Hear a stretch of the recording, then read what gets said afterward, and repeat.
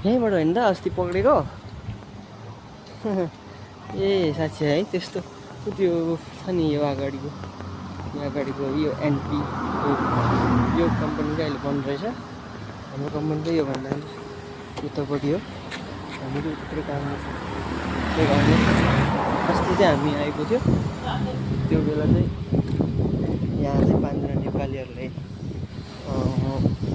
खै के इलिगल्ली काम गरेको कुरा के भन्दै थियो पक्रेछ।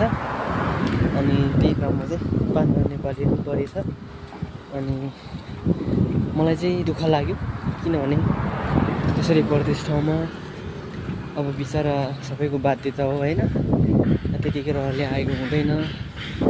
अब हुन्छ नि त मान्छेको एउटा परिवारको जिम्मेवारी बोकेर एउटा विदेशीको होइन आफ्नो सपनालाई त्याग गरेर म परिवारको लागि केही गर्छु भनेर अगाडि बढेको। त्यसरी पक्रिएपछि अलिक दुःख लाग्छ किनभने यो पक्रिनुको मेन कारण भने चाहिँ अब मान्छे अहिले इलिगली काम गर्छ भने प्लिज तपाईँहरू त्यस्तो काम गर्दै नगर्नुहोस्। किनभने यहाँको इमिग्रेसन यहाँको कानुन अहिले एकदम कडा छ। धेरै ठाउँमा पक्रेर त्यसरी फाइन तिराउनु बाध्य बनाएको छन्। अब नतिराउँ पनि कसरी तिरेन भने फेरि यहाँको काम कस्तो हुने थाहा छ। त्यसैले मेरो अनुरोध के छ भने साथीहरू तपाईँहरू यदि इलिगल हुनुहुन्छ भने एकदम सचेत रहनु होला।